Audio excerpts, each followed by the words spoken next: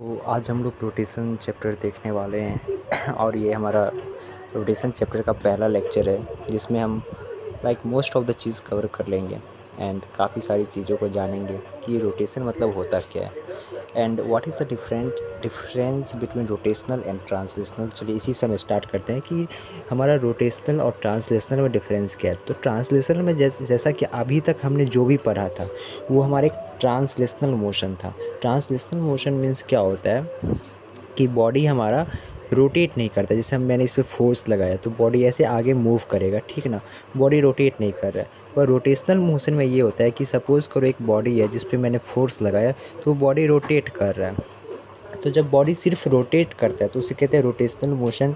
जब बॉडी सिर्फ मूव करता है एक जगह से दूसरे जगह बिना रोटेशन किए हुए तो उसे कहते हैं ट्रांसलेशनल मोशन।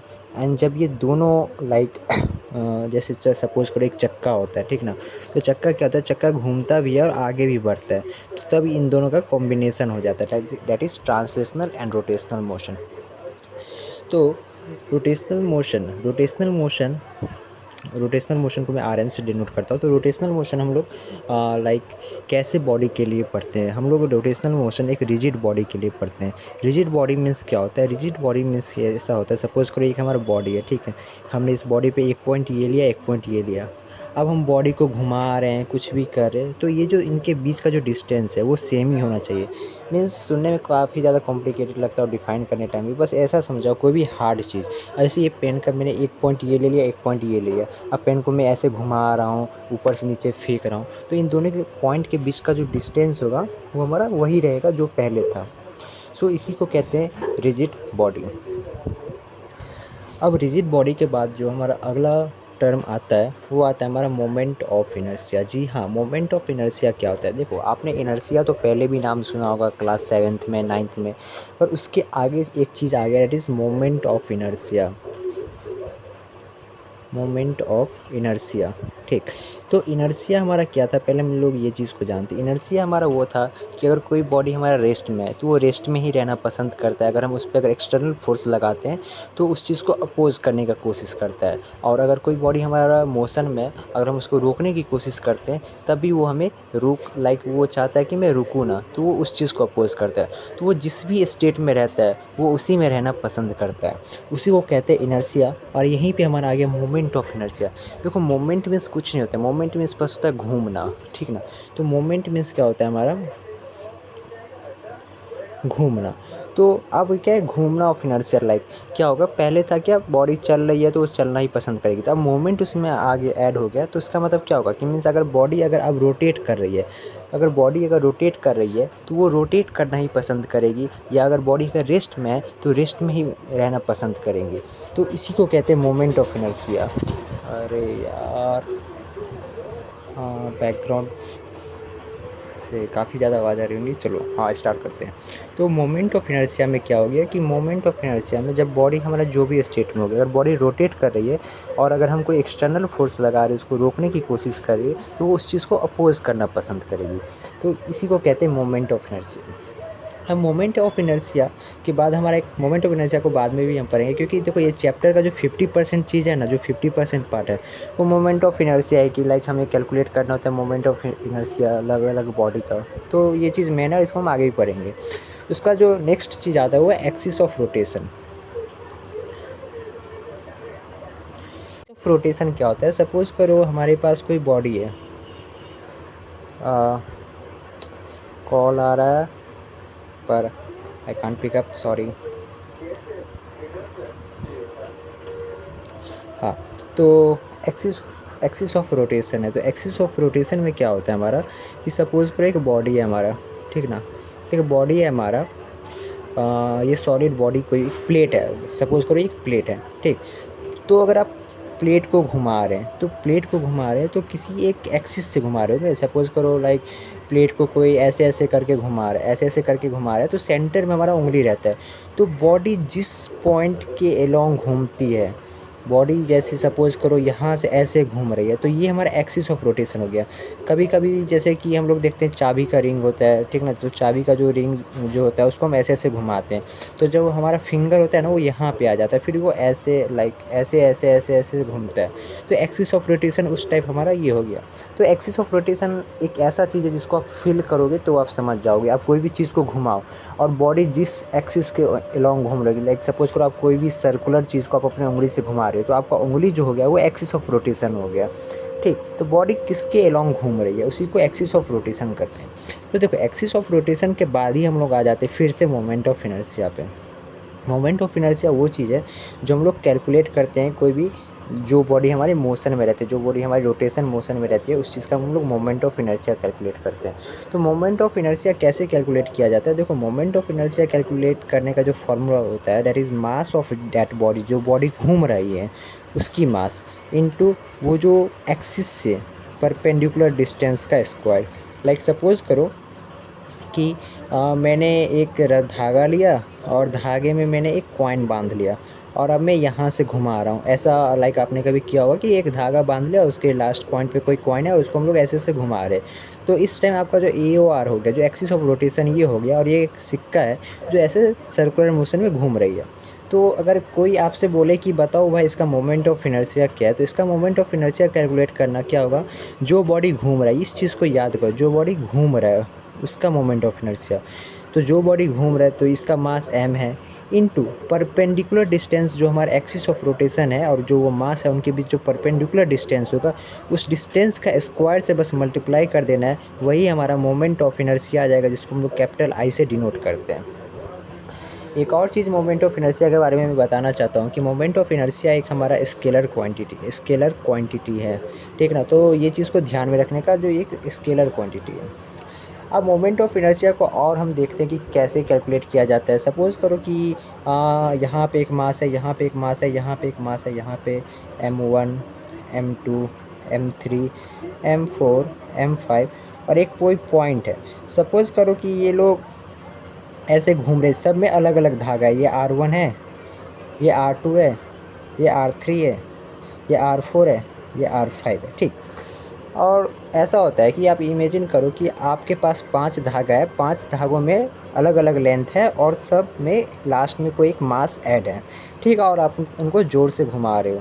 तो होता क्या है कि मैंने आपसे पूछा कि भाई तू मोमेंट ऑफ इनर्शिया बता इस एक्सिस ऑफ रोटेशन के लॉन्ग। हमेशा याद करो कि लाइक मोमेंट ऑफ इनर्शिया हमें एक एक्सिस और मास के बीच में जो डिस्टेंस होता है वो लेना रहता है। तो लाइक मोमेंट ऑफ इनर्शिया बताओ तो क्या करोगे? चलो पहला मास का लिखते हैं M1। अब इसका परपेंडिकुलर डिस्टेंस क्या है, दैट इज़ R1 का स्क्वायर प्लस दूसरा मास M2, इसका perpendicular distance R2 square and so on M5 R5 का स्क्वायर। तो ये सिंपल सी चीज़ है मोमेंट ऑफ इनर्शिया निकालना, कोई बड़ी चीज़ नहीं है। बस एक चीज़ दिमाग में रखो, जो बॉडी घूम रही है इनटू परपेंडिकुलर डिस्टेंस का स्क्वायर, इसी को मोमेंट ऑफ इनर्शिया कहते हैं। अब देखो मोमेंट ऑफ इनर्शिया के बारे में हमने basic like 30% knowledge 40% knowledge gain कर लिया कि कैसे कैलकुलेट किया जाता है। उसके बाद हमारे पास दो थ्योरम होता है। दो थ्योरम क्या होता है? एक होता है पैरेलल एक्सिस थ्योरम, दूसरा होता है perpendicular axis theorem. Parallel axis theorem क्या होता है? पैरेलल एक्सिस थ्योरम में होता है क्या, सपोज़ करो एक प्लेट है, ठीक ना, ये एक प्लेट है, ये इसका सेंटर ऑफ मास है, एंड आपको ना सेंटर ऑफ मास ICM मतलब सेंटर ऑफ मास के अलोंग आपको मोमेंट ऑफ इनर्शिया पता है कि हाँ इतना होता है। एग्जांपल के लिए सपोज़ करो कि आपको ये एक प्लेट है जिसका सेंटर ऑफ मास बीच में होगा, ठीक ना, और उसके तरफ जब हम बॉडी को घुमाएंगे उस एक्सिस को लेके, तो उसका मोमेंट ऑफ इनर्शिया आपको पता है। और मैंने आपसे पूछा कि भाई मैं प्लेट से D डिस्टेंस इधर आया, लेफ़्ट आया, और यहाँ से मुझे मोमेंट ऑफ इनर्शिया बताओ तो कितना होता है। तो ये आप कैसे फाइंड करोगे? आपको तो इससे पता है ना। तो यहाँ पे हम लोग यूज़ करते हैं पैरेलल एक्सिस थ्योरम में। पैरेलल एक्सिस थ्योरम में क्या था कि सपोज़ करो ये कॉपी है, कॉपी का तो ये सेंटर है, तो सेंटर ऑफ से हमें मोमेंट ऑफ इनर्शिया पता रहता है जनरली, जो कि हम आगे से देखेंगे, पता रहता है, ठीक ना। बट आपने मुझे बोला कि भाई मैं यहाँ से D डिस्टेंस आ गया, अब मुझे बता मोमेंट ऑफ इनर्शिया क्या होगा। तो आप यहाँ पे क्या करोगे? आप यहाँ पे करोगे पैरेलल एक्सिस थ्योरम का यूज़ करोगे। पैरेलल एक्सिस थ्योरम क्या कहता है कि आपको जहाँ से मोमेंट ऑफ इनर्शिया निकालना है, जैसे कि हमें यहाँ से निकालना है आई डी से, ठीक है ना। तो I D equal to I centre of mass plus mass जो बॉडी घूम रही है, जो प्लेट घूम रही है, इन टू डी स्क्वायर। ये डी स्क्वायर की, ये डी स्क्वायर हमारा है सेंटर ऑफ मास से new axis of rotation, new A O R के बीच का जो डिस्टेंस है वो डी स्क्वायर है। तो फिर से समझो, मुझे यहाँ से पता करना था, आई सी एम मुझे पता है, तो I D equal to I C M plus जो मास घूम रही है इंटू डी स्क्वायर के, हमारा ये सेंटर ऑफ मास से ये आई के बीच का डिस्टेंस है। तो लाइक आगे इसका हम एप्लीकेशन देखेंगे, अभी तो नहीं देख सकते या देख लेते हैं। सपोज़ करो आप, ये एक रिंग है, रिंग का सेंटर से आपको पता होता है कि एम आर स्क्वायर है, ठीक। और मैंने आपसे पूछा कि भाई मुझे रिंग के सरकमफ्रेंस से बताओ कि मोमेंट ऑफ इनर्शिया कितना होगा। तो आप कैसे पता करोगे? तो देखो आप कैसे पता करोगे, तो ये आई जो है equal to I centre of mass. I centre of mass क्या होगा? एम आर स्क्वायर, जो कि याद करना रहता है, पता रहता है। फिर मास जो बॉडी घूम रही है, ये रिंग की मास एम है, इंटू दिस स्क्वायर, ये डिस्टेंस स्क्वायर, ये डिस्टेंस क्या है? रेडियस। तो I equal to two M R, अबे टू एम आर स्क्वायर हमारा आ गया। तो लाइक यही चीज़ हमारा पैरेलल एक्सिस थ्योरम कहता है। उसके बाद हाँ, एक और इम्पोर्टेंट पॉइंट कि parallel axis theorem 2D and 3D body के लिए, दोनों के लिए यूज़ कर सकते हैं। दूसरा क्या आता है हमारा? Perpendicular axis theorem. Perpendicular axis theorem में क्या होता है? काफ़ी आसान है। परपेंडिकुलर एक्सिस थ्योरम सबसे पहले हम लोग 2D बॉडी के लिए, 2D मीन्स ये पेपर हो गया, प्लेट हो गया, जो भी हो, 2D बॉडी के लिए यूज़ करते हैं। तो परपेंडिकुलर एक्सिस थ्योरम में बात ऐसी आ जाती है कि लाइक सपोज़ करो ये एक पेपर है, ये एक्स एक्सिस, ये वाई एक्सिस एंड ये जेड एक्सिस। तो इसमें क्या होता है कि आपको दो एक्सिस के अलोंग आपको पता रहता है मोमेंट ऑफ इनर्शिया, और आप इसको तीसरे से पूछा जाए तो ये फार्मूला होता है। सपोज़ करिए एक पेपर है जिसमें मुझे पता है कि एक्स से मोमेंट ऑफ इनर्शिया इतना होता है, वाई से मोमेंट ऑफ इनर्शिया इतना होता है। मैंने आपसे पूछा कि भाई जेड से बता कि मोमेंट ऑफ इनर्शिया कितना होगा। तो आप कैसे कैलकुलेट करोगे? जो भी दो एक प्लेन में, that is I X plus I Y कर दोगे तो आई जेड पता चल जाएगा।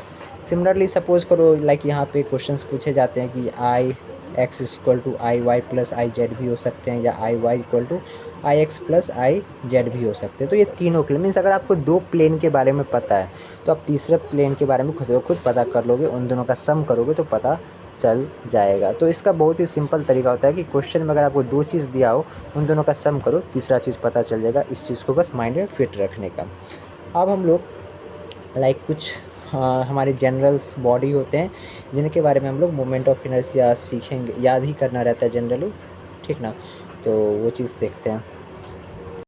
लाइक इस लेक्चर में हम लोग ऐसा करेंगे कि जनरली हम लोग अलग अलग बॉडी का जो है मोमेंट ऑफ इनर्शिया जानेंगे। जो एक यूनिफॉर्म बॉडी होता है, यूनिफॉर्म मीन्स लाइक सभी जगह मास इक्वली डिस्ट्रीब्यूटेड है, वो चीज़ हम समझेंगे। सबसे पहले हम लोग थिन रॉड से स्टार्ट करते हैं। थिन रॉड क्या होता है कि एक पतला सा रॉड जिसका मास m है और लेंथ l है, तो उसके जो जब ऐसा रॉड है, जब उसको सेंटर से ऐसे लाइक घुमाएंगे तो उसका जो मोमेंट ऑफ इनर्शिया हो जाएगा, दैट इज़ ml²/12। अगर उसी रॉड को किसी एंड से अगर हम घुमा लें, अगर ऐसे सपोज कर तो घुमा दे, तो उसका जो मोमेंट ऑफ इनर्शिया हो जाएगा दैट इज़ ml²/3।